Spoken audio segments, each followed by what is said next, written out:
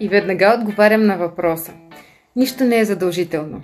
Не е задължително човек да спортува, не е задължително да се храни добре, не е задължително да е във форма. Всъщност абсолютно нищо не е задължително.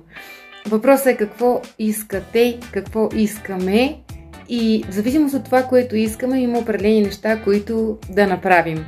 И част от тези неща със сигурност няма да ни харесат, част от тези неща ще ни харесат и наистина в основата на всичко стои нашето желание и какво сме готови да направим за него. Защото има различни, например, ако става въпрос дори за тренировка, дори аз не казвам тренировка, някакво раздвижване. Много хора казват, аз не мога дори да се движа, не мога да правя упражнения и така нататък.